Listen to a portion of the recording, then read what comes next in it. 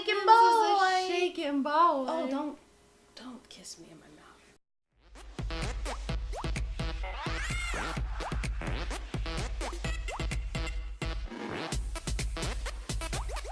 What's up, guys? It's Brooke And Chelsea. and Rhaegar, and we're back again for another video. We all know that some relationships don't last forever. You know, you learn your mistakes, you learn their mistakes, and then you do better on the next one. These are 5 signs to look out for to know when it may be time to break ties. One sign to look for is if you're always overextending yourself and you feel underappreciated. You know, if you're going above and beyond to, you know, do things for them or to make them feel better, but that's not really being reciprocated and you're kind of feeling used, that's something to look out for. In my past relationship, I felt like I was always the one that was like, you know, willing to do more, and I really didn't catch on to that just because like I just, you know, wanted it to work, I guess. Yeah, and I think with Chelsea and I's relationship, like, that is one of the great things about our relationship, is like our relationship feels very 50-50. It's like I don't feel like one of us is doing more than the other. And we don't keep score. No, we don't keep score. That's another one. We just give 100%. If we're both giving 100% in the relationship,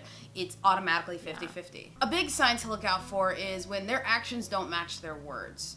You know, if they're committed to this relationship and they tell you all the things that they're going to put forth and do for you to make sure that the relationship remains steady, but the actions don't match, that's when you kind of have to put up a little bit of a red flag. And it's like, you know, if they make plans with you and they're constantly breaking them, or excuses here, excuses there, but still constantly reassuring you that you're fine and they're fine. You know, the problem with that is after so many cancel plans and your actions start to really, you know, go south away from your words, then your partner just starts to lose not only trust in you, but they don't have anything to look forward to. If you're constantly making plans to take them to a simple movie, but they don't even know if it's going to happen or not, how can they get excited? How can they look forward to anything in the relationship if everything's on the table of not being fulfilled? So if they keep saying, you know, we're gonna work on it, you know, things are, you know, gonna go back to the way they were, you know, I'm sorry, it won't happen again. They keep manipulating you into thinking that these things are gonna change and that it's gonna be all good again, and then, you know, it just happens over and over and over. It's like a repeated offense. Yeah.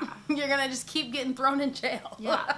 Another one to look out for is if you keep making excuses for their behavior. Let's say they lash out or they have an attitude, or, you know, they're just mean or just rude in general, and you're always coming up with excuses like, you know, oh, he had a long day, or oh, she just, you know, she's having a tough week, she's having family problems. Them acting out and you having to come up with some kind of an excuse to, you know, validate why they're acting the way they are. If that just keeps happening over and over again, that's obviously something that needs to be addressed. I agree. Like, even in Chelsea and I's relationship, like, we check each other. Like, if I'm being outrageous for a few days, I'll give you an example. Last week was a really hard week for me, one of the hardest weeks I've had in a very long time, and I was just a mess, and I cried, and Chelsea was just so sweet and so patient, and it even kind of spilt over into the next day a little bit, and again, she was patient, but after a while, I just had to check myself, and if I was still acting ridiculous, I would hope that Chelsea would check me, because, you know, and vice versa. Like, I'll check her if I feel,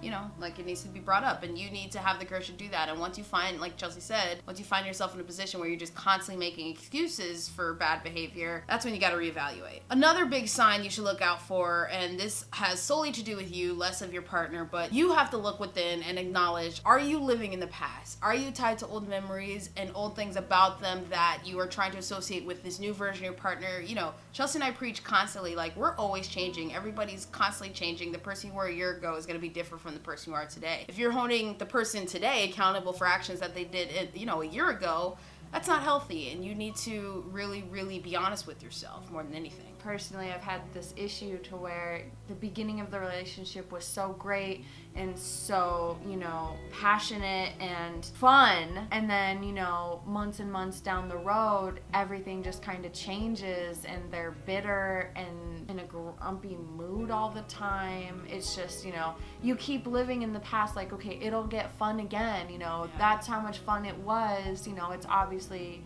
this is just, you know, a phase, and when that phase lasts for months, almost years, then that's something you have to go, okay, maybe that the beginning was just a fluke, and maybe that this is the person that they really are. Way easier to be, you know, the A+ version of yourself the first few months of relationship. It's after a few years others, if they're still the same, that's when you know. To kind of tie with that, it's like once the passion is gone, that's something to look out for too. Like, is it, you know, not necessarily like honeymoon phase hot and heavy, even like non-sexual passion, like, you know, those little things like the love notes, the text messages, like just want to say I love you and stuff like that. When that kind of starts to go away and your partner's not really fulfilling your needs, then it's time to maybe reevaluate some things. You gotta maybe have a conversation like, why is this happening? And if there's really no excuse for it, obviously the passion is just, the fire's dying down. It's funny because someone I work with, an older woman, I remember she gave me advice when I first got married. She said, Brooke, you gotta make sure you have to keep the passion going. You have to put in work to keep the passion going. And she was really right. Like, Chelsea and I's passion when we were 17 versus now is different, but like Chelsea said, the passion's still there. The love is still there and so strong, and the seed continues to grow. And it's like, we make efforts to make sure that we're connecting, and when we're off, we talk about it and we get back on the same page immediately. We don't let ourselves go too long without being different playing fields. And that's the work that goes into keeping that passion alive. And then some people, you know, they tie passion with like, you know, going at it like rabbits. Yeah.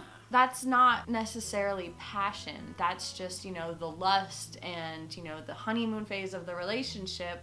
But passion can go much deeper. Chelsea and I love each other so much, and it's like, as we grow and our love matures, we see the difference over the years and how the love changes, but it's just different, and it's a good, exciting, different. You just have to accept that passion comes in different shapes, sizes, and forms, and it's up to you to look out for those shapes, sizes, and forms, because you can really, really enjoy them. But if you get caught up on sex as passion, then the other shit's gonna die like that. So, alright guys, well, hopefully you enjoyed this little video. Please be sure to give this video a big fat thumbs up. Please be sure to comment other signs that we may have missed in the comments below. Please be sure to subscribe. Please be sure to click that bell, the little notification next to the subscribe button. And please be sure to connect with us offline. I am OMG Brooke Berry. And I am OMG Chelsea Berry. Our dog does not have an Instagram because we're not that couple, but you can find him on our socials as well. So, we'll see you guys later. Bye! Bye!